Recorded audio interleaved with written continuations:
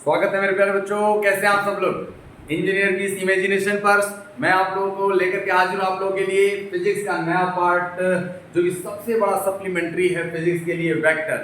Vector क्या है, vector के कैसे हम लोग प्रोसेस कर सकते हैं और कौन कौन सा ऑपरेशन होगा जिसकी वजह से हम लोग वेक्टर को बना सकते हैं, वेक्टर को कैसे ऐड कर सकते हैं, सब्ट्रैक्ट कर सकते हैं, इन सब के बारे में हम लोग को जानकारी रखनी है। तो चलिए मेरे प्यारे बच्चों, आइए हम लोग स्टार्ट करते हैं। वेक्टर, वेक्टर क्या है, वेक्टर है क्या हमने कहा कि देखो वेक्टर ऐसा है जिसमें मैग्नीट्यूड भी हो और डायरेक्शन भी हो, और वो वेक्टर नियम का फॉलो करता हूँ। चलो ठीक है, मान लिया हमने। मेरे प्यारे बच्चों, फिजिकल क्वांटिटी सबसे पहले हम लोग बात करते हैं कि फिजिकल क्वांटिटी क्या है, जिसे हमें न्यूमेरिकली एक्सप्रेस कर सकते हैं, जिसमें यूनिट होता है। हमने कहा कि किसी भी ऐसी भौतिक राशियां हैं जो मतलब ऐसी फिजिकल क्वांटिटी हैं जिसको हम लोग न्यूमेरिकली एक्सप्रेस तो कर पाते हैं, लेकिन उसमें हमें बिना मैग्नीट्यूड और बिना डायरेक्शन के हम लोग उस चीज को कंप्लीटली स्पेसिफाई नहीं कर सकते। तो ऐसे क्वांटिटीज को हम लोग वेक्टर की श्रेणी में रखते हैं। वेक्टर में हमारे पास इसका अलजेब्रा एकदम अलग है, जो सिंपल अलजेब्रा है उससे अलग है, कुछ चेंजेज हैं। उसमें कौन कौन से चेंजेज हैं ये भी हम लोग को जानकारी रखनी है। तो आइए मेरे प्यारे बच्चों, वेक्टर क्या है इस बात को हम लोग सबसे पहले लिखें। अ फिजिकल क्वांटिटी विच है, a physical quantity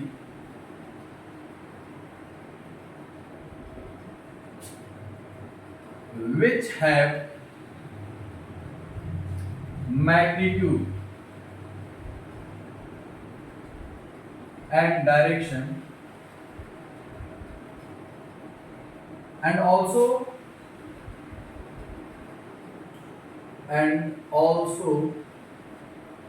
follow vector law। ये ध्यान रखना है, हमारे पास वेक्टर लॉ को भी फॉलो करना चाहिए।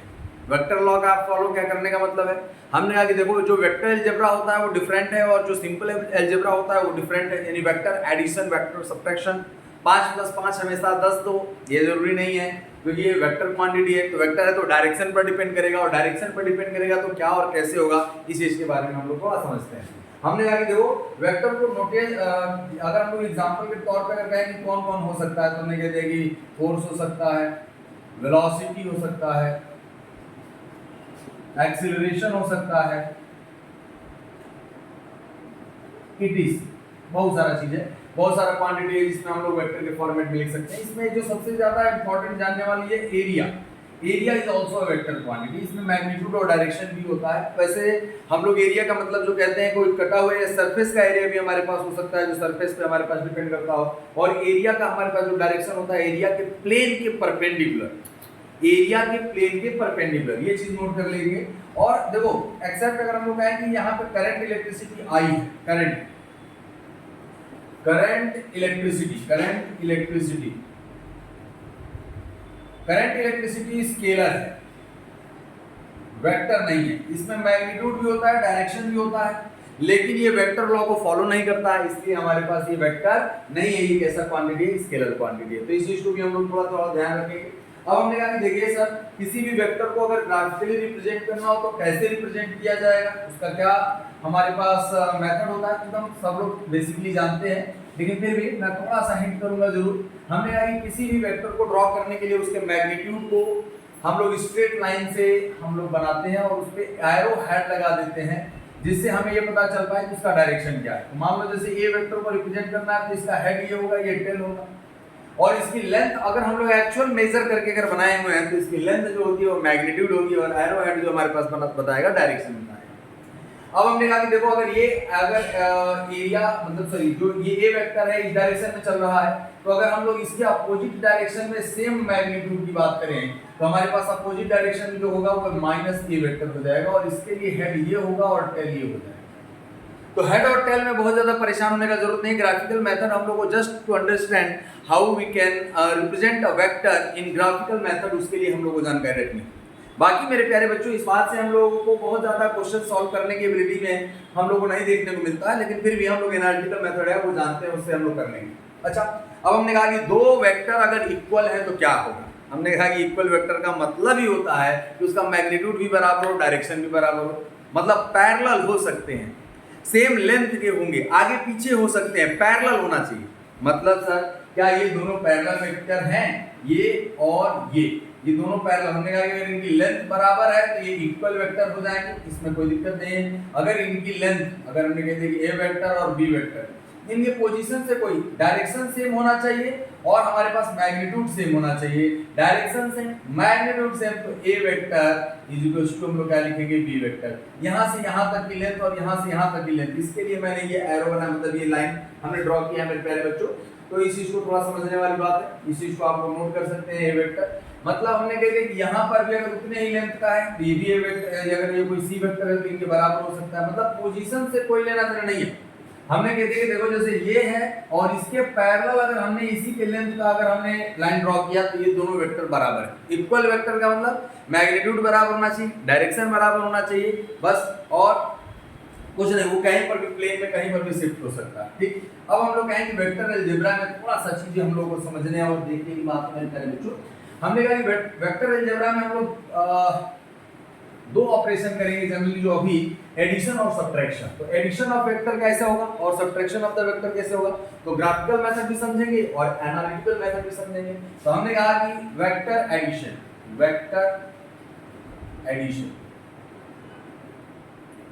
वेक्टर एडिशन का मतलब है हम लोग को वेक्टर्स को ऐड करना है, ऐड करना है। तो वेक्टर ऐड करेंगे तो हमने कह दिया मान लो अगर कोई भी दो वेक्टर और ये बी वेक्टर, हमने कह दिया कि ए वेक्टर और बी वेक्टर, तो ग्राफिकली हम लोगों को अगर इन लोगों को ऐड करना हो तो सबसे पहले हम लोग कुछ नहीं करते, कोई भी एक वेक्टर को ड्रॉ कर लो। हमने कह दिया कि ये ए वेक्टर, मैग्नीट्यूड और डायरेक्शन सेम होना चाहिए, सेंस, ठीक है। अगर हम लोग फ्री हैंड बना रहे हैं, कोई हम लोग मेजरमेंट करके तो बना नहीं रहे हैं, तो मैग्नीट्यूड थोड़ा आगे पीछे हो सकता है, तो उससे घबराने की जरूरत नहीं।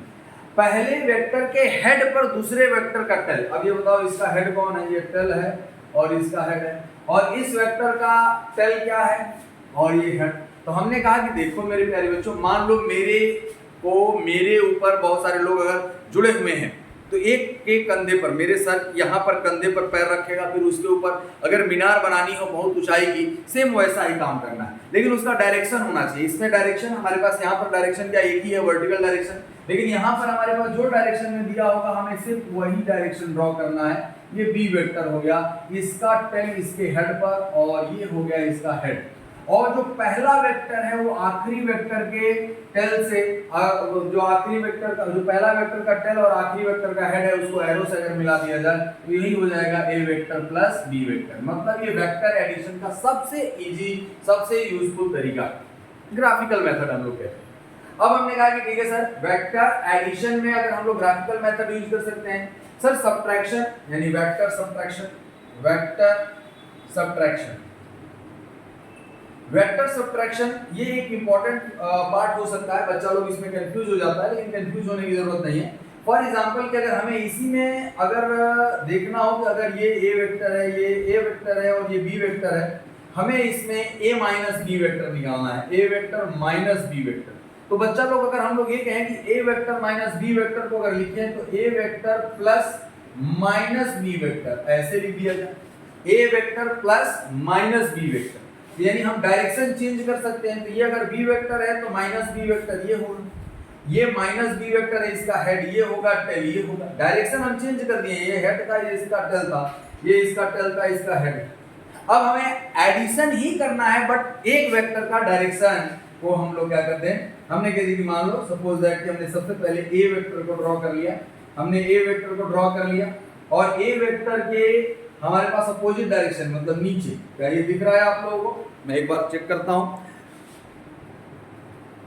चलो ठीक है, थोड़ा दिख रहा है, थोड़ा सा कट रहा होगा, लेकिन हमने कहा कि ये माइनस बी वेक्टर है बच्चा और ये ए वेक्टर है। हमने कहा कि इसको अगर हम लोग यहां से ऐसे मिला देंगे तो ये ए वेक्टर माइनस बी वेक्टर होगा और ये ग्राफिकल रिप्रेजेंटेशन है इसका। तो सब्ट्रैक्शन ऑफ वेक्टर भी इजी है। कैसे इजी है सर? हमने कहा कि देखो भाई, सब्ट्रैक्शन ऑफ वेक्टर में हम लोगों को करना क्या होता है, कुछ नहीं, हमें डायरेक्शन उल्टा करके, जिसे सब्ट्रैक्ट करना है उसका डायरेक्शन चेंज कर दो, मतलब अपोजिट कर देना। चेंज करने का मतलब कोई भी चेंज नहीं, जस्ट अपोजिट करके हमें ऐड कर देना है, हमारे पास आ जाएगा। अब देखिए हम लोग कहें कि एनालिटिकल मेथड कैसे होगा। हमने कहा कि सर देखिए भाई, एनालिटिकल मेथड हमने कहा कि वेक्टर एडिशन और सब्ट्रैक्शन में अगर वेक्टर हम लोग कहें कि एनालिटिकल मेथड में हमारे पास क्या होगा, उस चीज को थोड़ा समझने की कोशिश करते हैं, न्यूमेरिकल वैल्यूज कैसे हम लोग सॉल्व करेंगे। तो वेक्टर एडिशन के लिए हमने कहते हैं देखो इसके लिए पैरेललोग्राम लॉ या ट्रायंगुलर लॉ भी हम लोग यूज कर सकते हैं। तो हम लोग कहेंगे पैरेललोग्राम लॉ ही अगर हमने बनाया तो इसका डेफिनेशन क्या होता है, if two vectors are represented by magnitude and direction by the adjacent sides of the two parallelograms which are incoming और outgoing, then their resultant is expressed by the diagonal of their intersection। ये अगर R है, अगर हमने ये कह दिया कि ये Q वेक्टर है और ये हमने कह दिया कि P वेक्टर है, देखो डायरेक्शन कोई भी मान सकते हो और P और Q के बीच का एंगल अगर थीटा है तो हम लोग कहें कि देखो इसको हम लोग एक्सटेंड कर सकते हैं और ये दोनों पैरेलल हैं। अभी हमने कहा कि बराबर वेक्टर कौन होता है, पैरेलल होना चाहिए और बराबर मैग्नीट्यूड का होना चाहिए। तो पैरेललोग्राम में ये दोनों साइड क्या हो गई, बराबर, यानी ये हमारे पास P वेक्टर था तो ये भी P वेक्टर हो गया, ये एंगल थीटा हो गया। हमने कह दिया कि ये O है, ये A है, ये B है, अगर यहाँ से परपेंडिकुलर ड्रॉ कर दो ये M मान लिया जाए तो हम लोग ये कह सकते हैं इस ट्रायंगल में देखो हमें P वेक्टर मालूम है, P वेक्टर भी नो। अब हमने कहा कि ठीक है सर अगर हमें BM निकालना होगा तो P sin थीटा हो जाएगा, P sin theta, sin theta is equal to हम लोग ऐसे लिख सकते हैं ट्रायंगल ABM में हमने कह दिया कि sin theta is equal to BM upon AB और AB का वैल्यू P है तो BM इज इक्वल टू कितना हो जाएगा, BM is equal to P sin theta, P vector sin theta.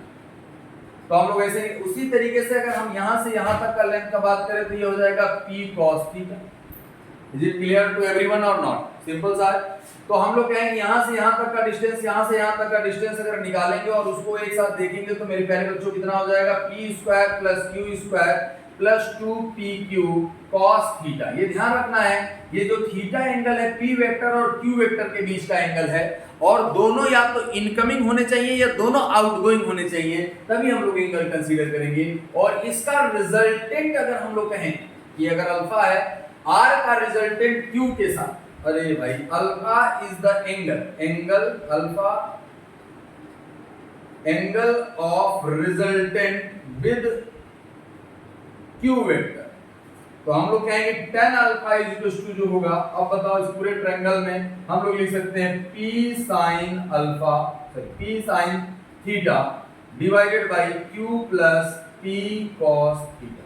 मेरे प्यारे बच्चों इस चीज को नोट जरूर कर लीजिएगा और इसी पर बेस्ड हम लोग क्वेश्चन करेंगे।